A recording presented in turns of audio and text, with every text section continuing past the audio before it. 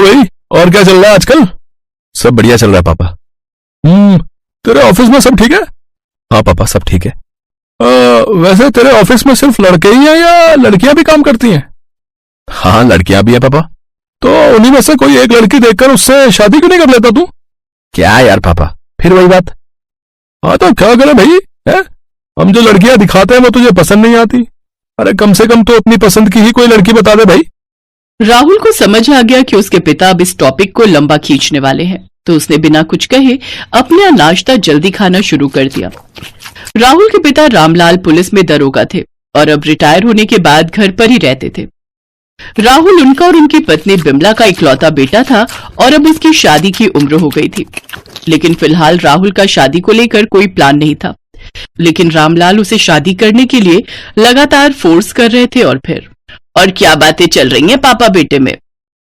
कुछ नहीं, मैंने तो बस ये बोला कि अगर इसके ऑफिस में सुंदर लड़कियां काम करती हैं तो कभी उन्हें अपने घर भी लेकर आए। अच्छा जी, और वो किस खुशी में? अरे बस ऐसे ही, इस बहाने थोड़ा हम भी खुश हो जाएंगे उन्हें देखकर। अब हर टाइम तो दाल चावल नहीं खा सकते ना, कभी कभी बिरयानी देखने का भी तो मन करता है ना। वैसे उम्र हो रही है आपकी, तो बस आप दाल चावल पर ही फोकस करो, कहीं बिरयानी आपकी तबीयत ना खराब कर दे।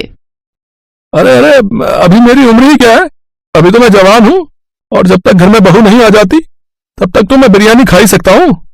हाँ, जैसे बहू के आते ही बड़े सत्संगी हो जाओगे, हम जानते नहीं क्या आपको। अच्छा मम्मी, पापा इतने रंगीन शुरू से थे या अब बुढ़ापे में ज्यादा जवान हो रहे हैं? पता नहीं बेटा, घर में तो बड़े शरीफ बनकर रहते थे, पर पुलिस में थे ना तो सारा दिन तो बाहर ही रहते थे। अब बाहर कहाँ कहाँ बिरयानी खाई मुझे क्या पता। तुम दोनों को क्या पता भाई, है? जब मैं वर्दी पहनकर और काला चश्मा लगाकर अपनी जीप से उतरता था ना तो लड़कियां देखती रह जाती थी मुझे। ओहो, वो तो मेरे पल्ले तेरी माँ पड़ गई, वरना माधुरी या जूही चावला से कम नहीं मिलती मुझे। हाँ, तो अब किसने रोका है? जाओ जाकर कर लो ना। पक्का है? सच बताओ। देखो जरा, बेटे की शादी की उम्र हो रही है और ये महाशय घर में दो बीवी रखने की बात कर रहे हैं। नहीं बिमला, दो नहीं एक, तुम्हें तो फिर जाना पड़ेगा ना। रामलाल के मजाक से चिढ़कर बिमला वहां से चली गई और रामलाल जोर जोर से हंसते रहे। दरअसल रामलाल रंगीन मिजाज के आदमी थे और ये बात सब जानते थे। ऐसे ही कई दिन बीत गए और फिर राहुल के लिए कविता का रिश्ता आया। कविता देखने में बहुत सुंदर थी, तो राहुल ने झट से शादी के लिए हाँ कहा और पट से दोनों की शादी हो गई।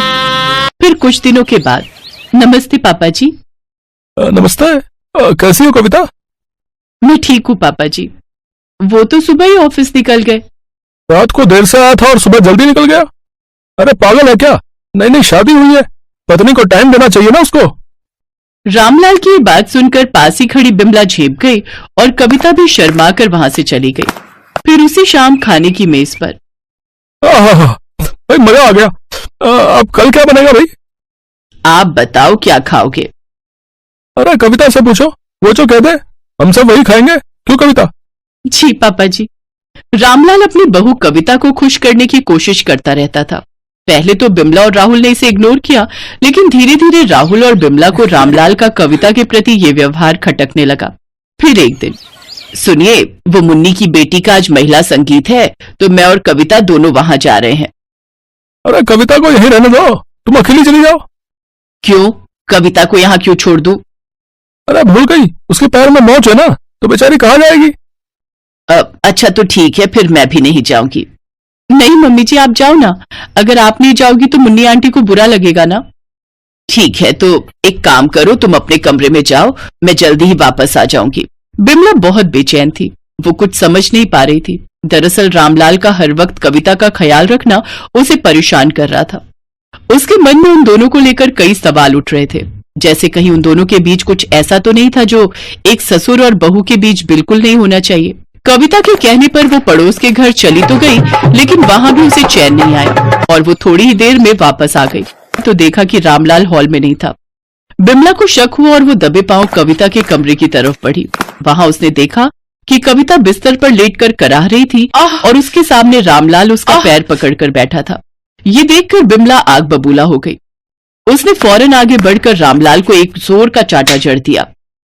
शर्म आनी चाहिए आपको, आपने तो अपनी बहू को भी नहीं छोड़ा। छी! मम्मी जी, रुकिए, आप गलत सोच रही हैं।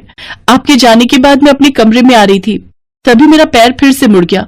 मेरी चीख सुनकर पापा जी दौड़कर आए और उन्होंने मुझे यहाँ लेटा दिया। वो तो मेरे पैर पर गर्म पट्टी बांध रहे थे, जिससे मुझे थोड़ा दर्द हो रहा था। आप गलत सोच रही हैं, और वैसे भी पापा जी ने तो मेरी कई बार पट्टी की है। कई बार पट्टी की है मतलब? ये क्या बोल रही है, जवाब दीजिए। रामलाल चुप खड़ा था। बिमला उस पर चिल्लाई जा रही थी।